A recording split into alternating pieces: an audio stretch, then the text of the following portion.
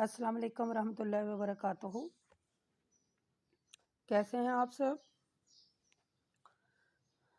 मैं उम्मीद करती हूँ आप ईमान और सेहत की बेहतरीन हालतों में होंगे इंशाअल्लाह। आज हमारा सबक सूरत इनाम हम पढ़ेंगे आयत नंबर 71 से। तो चलिए शुरू करते हैं। नहमदु व नुसल्ली अला रसूलिहिल करीम, अम्मा बाद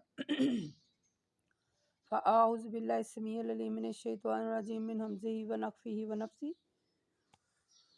अल्लाहुम्मा सल्लि अला मुहम्मद व अला आलि मुहम्मद कमा सल्लैता अला इब्राहीम व अला आलि इब्राहीम इन्नका हमीदुम मजीद।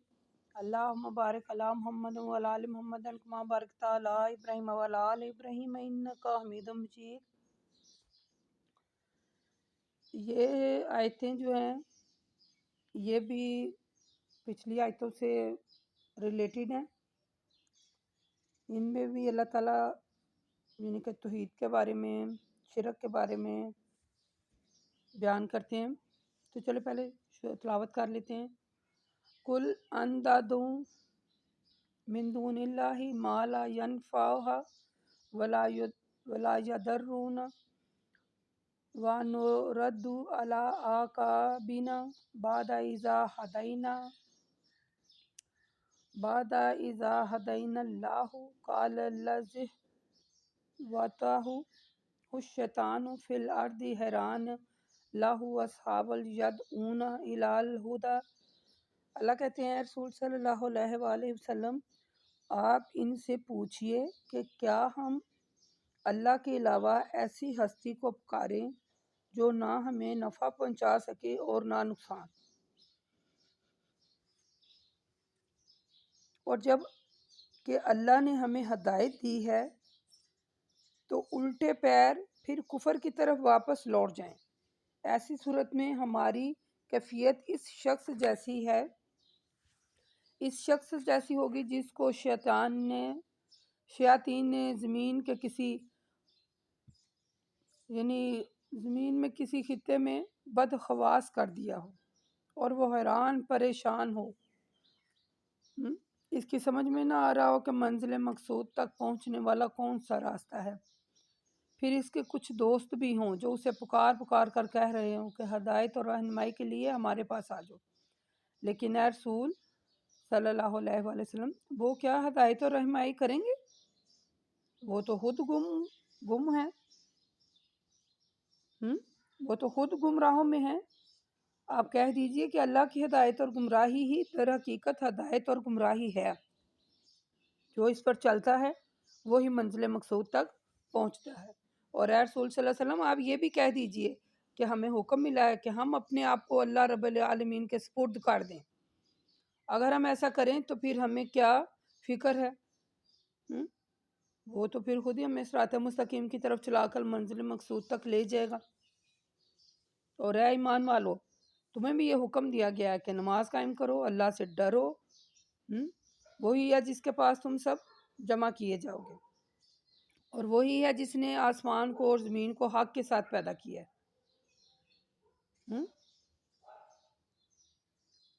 और जिस दिन क़यामत से कहेगा कि हो जा, तो क़यामत वाकई हो जाएगी। इसी की बात सच्ची है। जिस दिन सूर फूंका जाएगा उसी दिन इसकी हुक्मरानी होगी। पोशीदा और ज़ाहिर और हर चीज़ का बनाने वाला और जानने वाला और हिकमत वाला है। देख लें इस आयत के जो साको सिबाक हैं, साको सिबाक से तो मालूम हो रहा है कि मुशरिकीन शिरक पर ही अड़े हुए थे, बल्कि मुसलमानों को भी शिरक की दावत देते थे। तो फिर अल्लाह ताला ने हज़रत मोहम्मद सल्लल्लाहु अलैहि वसल्लम से कहा कि इनसे पूछें कि क्या तुम वाकई यानी अल्लाह ताला के अलावा किसी ऐसी हस्ती को पुकारते हो जो अपनी मदद और कारसाजी के लिए मसलन कोई नफ़ा नुकसान की कुदरत नहीं रखती। अल्लाह ताला हमें हदायत दे। तो फिर अल्लाह इसमें कहते हैं कि उस शख्स की हालत जो है ना, वो उस शयातीन जैसी है जो जंगल बियाबान में बदहवास फिरता है और हैरान और परेशान रहता है कि रास्ता गुम हो गया है। यानी اس کی حالت ایسی ہے جیسے کوئی بندہ راستہ گم ہو جاتا ہے، تو وہ جس بندے کا راستہ گم ہو جائے، یعنی مثال کے طور پر ہم کہیں جا رہے ہیں تو ہمیں راستے کا پتہ نہیں ہے، تو بندے کے وہ جو ہوش و حواس اڑ جاتے ہیں، ہوتا ہے نا ایسا کہ بندہ گم ہو جائے، کبھی کسی راستے سے گم ہو جائے، تو اس کی حالت کیسی ہوتی ہے؟ تو ایسی ہی حالت اس کی ہے جو اللہ تعالیٰ کا راستہ چھوڑ کر دوسروں کا کہا مانتا ہے، شرک کی طرف جاتا ہے، تو اس کا ایسی حالت اس کی ہو جاتی ہے۔ پھر اللہ کہتا ہے ہمارے پاس آؤ، ہم تیری رہنمائی کریں گے، لیکن حقیقت تو یہ ہے کہ وہ خود اپنی راہ اس نے خود گم کی ہے۔ دیکھیں اللہ کی رہنمائی حقیقت میں جو ہے وہ رہنمائی ہے، اسی کا بتایا ہوا راستہ اختیار کرنا چاہیے، اور اللہ تعالیٰ کے راستے کو چھوڑ کر دوسرے لوگوں کی رہنمائی مثلا اور دوسرے لوگوں کو راستے پر چلانا در حقیقت گمراہی ہے۔ منزل مقصود تک پہنچنے کے لیے اللہ تعالیٰ کی رہنمائی کی ضرورت ہے۔ اس کے آگے اللہ کہتے ہیں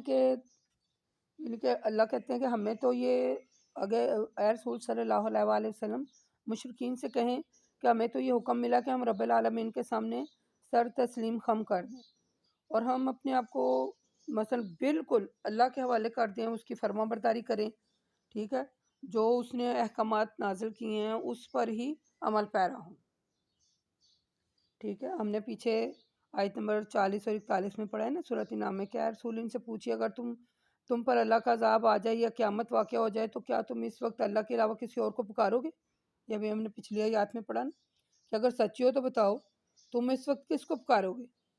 دیکھیں بندہ انسان بیمار ہو جائے، ایک عام سی مثال ہے نارمل سی، کہ اگر انسان بیمار ہو جاتا ہے تو بیماری میں کس کو پکارتا ہے؟ پریشان حال ہوتا ہے نا بیماری سے، درد سے کراہتا ہے، دو چار ہوتا ہے درد سے، تو کس کو پکار رہا ہوتا ہے؟ اللہ کو۔ پھر اگر اللہ تعالیٰ کو پکارتا ہے تو پھر وہ اللہ ہی اس کی بات سننے والا ہے، وہی اس کو شفا دینے والا ہے، وہی سارے کام اس کے کرنے والا ہے۔ آگے اللہ کہتے ہیں کہ یہ جو کافر ہیں نا، انہیں جتنی مرضی، جیسے ہم پیچھے مسلسل پڑھتے آ رہے ہیں سورۃ بقرہ میں، سورۃ آل عمران میں، سورۃ نساء میں، سورۃ مائدہ میں بھی ہم نے پڑھا کہ بار بار اللہ ایک ہی بات کو ہائی لائٹ کر رہے ہیں کہ خدا را شرک نہ کریں۔ آپ کو توحید اور شرک کی جو آیات ہیں تقریباً ہر صورت میں مختلف آیات میں ملیں گی، ہر صورت کی آیات میں، مثلا ہر صورت میں ہے یہ آیات کہ توحید اور شرک، یعنی توحید پر زور دیا گیا ہے، شرک سے منع کیا گیا ہے۔ دیکھیں کائنات کا نظام چلانے والا، ٹھیک ہے، صرف اللہ ہے، اور اسی کی بات سچ ہے۔ ہم نے جیسے سورۃ نساء میں آیت نمبر 87 میں ہم نے پڑھا تھا کہ اللہ کی بات بالکل سچ ہے، اور اللہ سے زیادہ بات کا اور کون سچا ہو سکتا ہے۔ انشاءاللہ ہم توحید اور شرک کے بارے میں یاد آگے بھی صورتوں میں ہیں، تو بار بار اللہ تعالیٰ یہی ہمیں کہہ رہا ہے کہ شرک سے بچ جائیں، شرک سے بچ جائیں اور اللہ تعالیٰ کی طرف لوٹ آئیں، جو اس نے احکامات نازل کیے ہیں اسی پر چلیں، ٹھیک ہے۔ شیطان کی بات ہرگز نہ مانیں، شیطان کا راستہ صرف اور صرف سوائے دوزخ کے اور کچھ بھی نہیں ہے۔ وَإِذْ قَالَ إِبْرَاهِيمُ لِأَبِيهِ آزَرَ أَتَتَّخِذُ أَصْنَامًا آلِهَةً إِنِّي أَرَاكَ وَقَوْمَكَ فِي ضَلَالٍ مُّبِينٍ وَكَذَلِكَ نُرِي إِبْرَاهِيمَ مَلَكُوتَ السَّمَاوَاتِ وَالْأَرْضِ وَلِيَكُونَ مِنَ الْمُوقِنِينَ فَلَمَّا جَنَّ علیہ اللیل، یعنی اللہ تعالیٰ کہہ رہے ہیں کہ اے لوگو اس وقت کو یاد کرو جب ابراہیم نے اپنے باپ دادا سے کہا کہ آپ بتوں کے الہ بناتے ہیں، میں دیکھتا ہوں کہ آپ اور آپ کی قوم کھلی گمراہی میں ہیں۔ اور اے لوگو جس طرح ہم نے ابراہیم کو یہ بات سمجھائی، اسی طرح ہم نے ابراہیم کو آسمان کی اور زمین کی عظیم شان بادشاہت کی سیر کرائی تاکہ وہ کامل یقین کرنے والوں میں سے ہو جائیں۔ ایک مرتبہ ایسا ہوا کہ جب رات نے انہیں ڈھانپ لیا تو انہوں نے ایک ستارے کو دیکھا، کہنے لگے اے کافر کیا یہ میرا رب ہے؟ پھر جب وہ غروب ہو گیا تو کہنے لگے میں غروب ہو جانے والوں کو اپنا رب پسند نہیں کرتا۔ پھر جب ان کو چاند چمکتا ہوا نظر آیا تو کافروں سے کہا کیا یہ میرا رب ہے؟ پھر جب وہ غروب ہو گیا تو کہنے لگے یہ میرا رب نہیں ہو سکتا، اگر میرا رب مجھے ہدایت نہ دیتا تو یقیناً میں بھی کھلی گمراہی میں ہو جاتا۔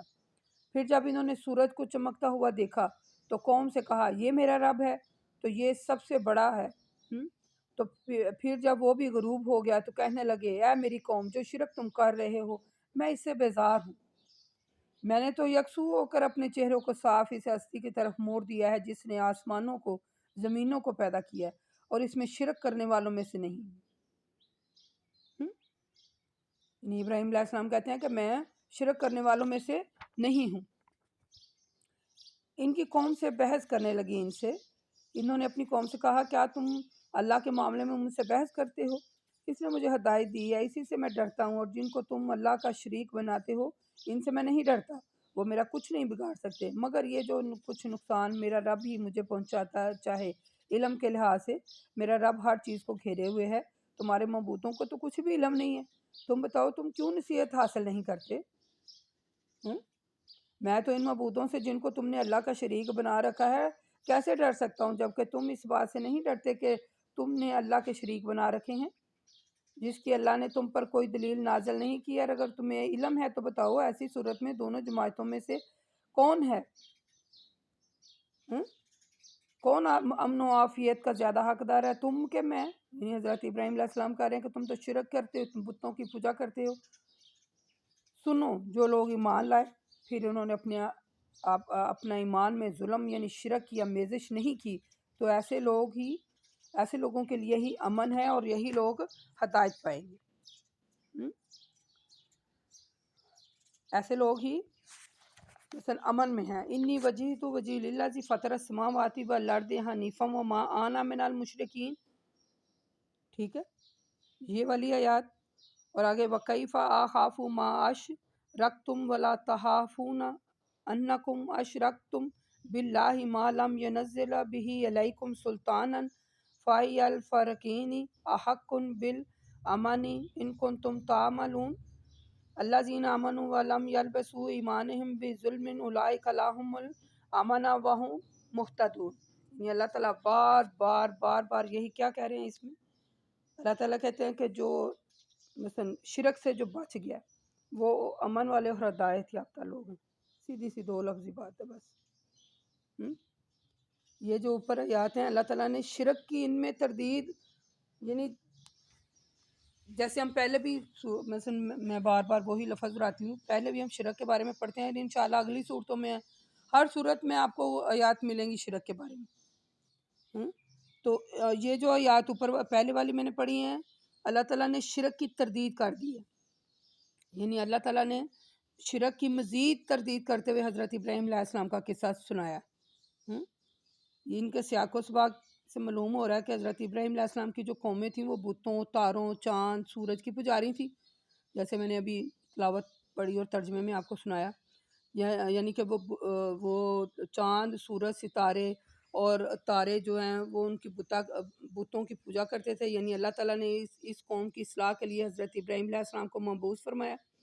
پھر اللہ تعالیٰ نے فرمایا کہ اے لوگو اس وقت یاد کرو جب ابراہیم نے اپنے باپ دادا سے کہا کہ آپ بتوں کو الہ مانتے ہیں، تو حضرت ابراہیم کا یہ سوال اپنے باپ سے بطور اظہار تعجب تھا، ٹھیک ہے، یعنی انہیں تعجب ہوا کہ یہ میرا باپ جو ہے وہ بتوں کی پوجا کیوں کرے۔ حضرت ابراہیم علیہ السلام جو تھے وہ ایک تھا نا کلپ پڑا تھا، اس میں میرے ذہن میں نہیں ہے، کہ حضرت ابراہیم علیہ السلام کے والد، ٹھیک ہے، حضرت نوح علیہ السلام کا بیٹا، حضرت لوط علیہ السلام کی بیوی، ٹھیک ہے، اور اور فرعون کی بیوی جنت میں ہے۔ فرعون کی بیوی جو ہے وہ جنت میں ہے، فرعون دیکھ لیں کون تھا، ٹھیک ہے۔ حضرت لوط علیہ السلام کی بیوی، حضرت نوح علیہ السلام کا بیٹا تھا، حضرت لوط علیہ السلام کی بیوی تھی، اور حضرت ابراہیم علیہ السلام کا باپ تھا۔ یعنی حضرت ابراہیم علیہ السلام کے باپ نے بیٹا دیکھ لیں نبی ہے اور باپ جہنمی ہے، حضرت لوط علیہ السلام نبی ہیں اور بیوی جہنمی ہے، حضرت نوح علیہ السلام پیغمبر ہیں، نبی ہیں، تو ان کا جو بیٹا ہے وہ جہنمی ہے۔ اللہ تعالیٰ کو رشتوں سے کوئی دلچسپی نہیں کہ کون کس کا کیا لگتا ہے، یعنی وہ فرعون تھا، اس کی بیوی آسیہ جو تھی وہ جنتی تھی، ٹھیک ہے. یعنی رشتوں کا نہیں کہ کوئی کس کا کیا لگتا ہے، جو کما کے لے کے جانا ہے اپنے لیے کما کے لے کے جانا ہے. یعنی اس میں حضرت ابراہیم علیہ السلام نے اپنے باپ سے سوال کیا، اس کو تعجب ہوا کہ یہ تاروں کی پوجا کرتے ہیں، چاند کی پوجا کرتے ہیں، سورج کی بتوں کی پوجا کرتے ہیں، یہ کیا کر رہے ہیں. اسے تعجب ہوا، اس نے حضرت ابراہیم علیہ السلام نے اپنے باپ سے پوچھا کہ آپ ان کی پوجا کیوں کر رہے ہیں؟ کہ بے جان بت ہیں جن کی یعنی کہ بزرگوں سے شکلیں ملتی ہیں، وہ تو بے بس انسان ہے جو مر گئے. اپنی موت جو ہے وہ یعنی زندگی اور موت کے بھی مالک نہیں ہیں، تو آپ نے انہیں لا بنا رکھا ہے، مشکل کو ساتھ سمجھ رہے ہیں. حیرت والی بات ہے نا. پھر انہوں نے کہا انہوں نے اپنے باپ سے کہا کہ میں آپ کو اور آپ کی قوم کو دیکھتا ہوں کہ وہ کھلی گمراہی میں ہے. ابراہیم علیہ السلام کے اس سوال کے جواب میں ان لوگوں کے پاس کوئی دلیل نہیں تھی. انہوں نے جو کچھ بھی جواب دیا وہ محض ایسے ہی جیسے بنا ٹیمپریری کوئی بات کی سمجھ نہ آ رہی تو وہ جواب دے دیتے ہیں. ابراہیم علیہ السلام توحید کا ایک روشن مینار ہے. اللہ تعالیٰ نے انہیں صحیح راستہ دکھایا ہے، ٹھیک ہے.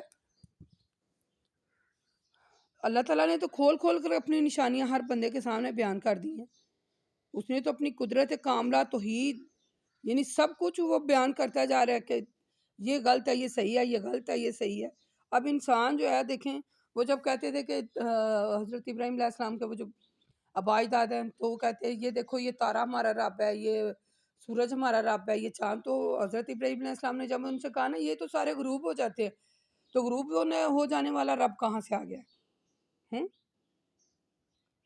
وہ کہتے ہیں یہ سورج کتنا بڑا ہے. انہوں نے کہا جو کچھ بھی ہے یہ غروب ہو گیا ہے، تو یہ سب کچھ تم شرک کر رہے. تو میں پھر یعنی تنگ آ کر حضرت ابراہیم علیہ السلام نے کہا کہ میں تو یہ تمہارے شرک سے بیزار ہو گیا. ہمارا الہ وہ ہے جو باکمال ہے، جسے کبھی زوال نہیں آ سکتا. بے شک اللہ تعالیٰ سلامت رہنے والا، لازوال اور بے عیب ہے. یہ ایک حدیث تھا صحیح بخاری میں جو میں نے آپ کو سنائی ہے. ہم نے سورۃ آل عمران میں آیت نمبر 20 میں بھی ایسے ہی پڑھی تھی یہ آیت کہ پھر اے رسول اگر یہ لوگ آپ سے جھگڑا اور بحث و مباحثہ کرتے ہیں تو آپ کہہ دیجئے کہ میری اتباع کرنے والے تو اللہ تعالیٰ کے سامنے سر تسلیم خم کر دیا. یعنی اللہ نے بڑی وضاحت سے یعنی کھول کر اللہ بیان کر رہا ہے اپنی آیات، ٹھیک ہے. بات یہ ہے کہ فنا ہو جانے والی اور زوال پذیر اشیاء کی عبادت نہ کریں، نہ انہیں مدد کے لیے پکاریں. صرف اللہ تعالیٰ سے لو لگائیں جو آسمان کا اور زمین کا مالک ہے، جو خالق ہے. اللہ تعالیٰ سے ڈرتے رہنا چاہیے. اور یعنی کہ جو بندہ بھی جو انسان اللہ تعالیٰ سے یعنی کہ اس کی توحید پر عمل کرتا ہے، اس کے احکامات پر عمل کرتا ہے، تو یقیناً وہ امن میں رہے گا، ٹھیک ہے. شرک نہیں کرنا چاہیے کسی بھی صورت میں. دیکھیں ہر بات تو اللہ نے کھول کر بیان کر دی ہے، ہر بات یعنی ہر کام یعنی اللہ کھول کر بیان کرتا ہے مختلف حالات میں، مختلف لفظ بدل کر تاکہ انسان کو سمجھ آئے. اور اس کے باوجود بھی اگر ہم اپنی باتوں پر اور من گڑی باتوں، جیسے میں نے پچھلی آڈیو میں آپ کو وہ قصہ سنایا تھا، تو پھر اللہ ہی مالک ہے، اللہ ہی حافظ ہے ان کا. یا کہ جو آیات ہیں یہ شرک کے متعلقہ ہی ہیں، تو اس لیے میں ان کی تلاوت بھی کرتی ہوں اور ترجمہ بھی پڑھتی ہوں. تو یہ شرک کے متعلقہ ہی ہیں. اللہ تعالیٰ بار بار ہمیں سمجھانے کی کوشش کر رہا ہے کہ خدا را شرک سے بچے. شرک سے چھوٹی آپ نوٹ کیجئے گا. دیکھیں جب میں آپ کو میں کئی بار یہ بات دہراتی ہوں کہ اگر میری جوتی کا تسمہ بھی ٹوٹ گیا ہے نا، تو میں اللہ سے کہوں یا اللہ میری جوتی کا تسمہ ٹوٹ گیا ہے تو مجھے وہ تسمہ دے دے، تو آپ یقین کریں ایسے اسباب پیدا ہو جائیں گے. یعنی میرے پاس وہ الفاظ نہیں ہے کہ پکا میں بتا رہی ہوں کہ میرے پاس وہ الفاظ نہیں ہے کہ مجھے وہ مل جائے گا، مجھے اتنا یقین ہے. وَتِلْكَ حُجَّاتُنَا آیاتنا ابراہیم علی قومہ نرفع درجات من نشاء ان ربک حکیم علیم. بابا حب لنا لاہ اسحاق و یعقوب کلن ہدینا و نوحا ہدینا من قبل و من ذریاتی داؤد و سلیمان و ایوب و یوسف و موسیٰ و ہارون و کذالک نجزی المحسنین و ذکریا و یحییٰ و عیسیٰ و الیاس و کل من صالحین و اسماعیل و یسی و یونس و لوط و کل فضلنا علی العالمین۔ دیکھیں کیسے اللہ تعالیٰ کہہ رہا ہے وَمِنْ آبَائِهِمْ وَذُرِّيَّاتِهِمْ وَإِخْوَانِهِمْ وَاجْتَبَيْنَاهُمْ وَهَدَيْنَاهُمْ إِلَىٰ صِرَاطٍ مُّسْتَقِيمٍ ذَلِكَ هُدَى اللَّهِ يَهْدِي بِهِ مَن يَشَاءُ مِنْ عِبَادِهِ وَلَوْ أَشْرَكُوا لَحَبِطَ عَنْهُم مَّا كَانُوا يَعْمَلُونَ۔ ان آیات میں اللہ تعالیٰ نے یعنی شرک کی تردید میں اجرام فلکی کے زوال اور شرک کے بے ثبوت ہونے کی یعنی کہ یہ ہماری دلیل تھی جو ہم نے ابراہیم کو ان کی قوم کے مقابلے میں عطا فرمائی۔ ہم جس کے لیے چاہتے ہیں مرتبے بلند کرتے ہیں، اور اے رسول آپ کا رب ہر کام میں اپنی حکمت اور علم سے کرتا ہے، وہ حکمت والا ہے، علم والا ہے۔ ہم نے ابراہیم، اسحاق، یعقوب عطا فرمائے، ہم نے ان سب کو ہدایت بخشی، اور ان سے پہلے ہم نے نوح کو بھی ہدایت بخشی، اور ان کی اولاد میں داؤد، سلیمان، ایوب، یوسف، موسیٰ اور ہارون کو بھی ہدایت بخشی، اور ہم نیکی کرنے والوں کو اسی طرح اچھا بدلہ دیتے ہیں۔ اور ہم نے ذکریہ، یحییٰ، عیسیٰ، الیاس کو بھی ہدایت بخشی، یہ سب صالحین میں سے تھے۔ ہم نے اسماعیل، یسی، یونس اور لوط کو بھی ہدایت بخشی، اور ان سب کو تمام عالم پر فضیلت ہے۔ اس کے بارے میں بھی ہم پھر آگے چل کر شرک کے بارے میں پڑھیں گے۔ اب اجازت دیں، وقول قولی ھذا استغفر اللہ استغفر اللہ استغفر اللہ۔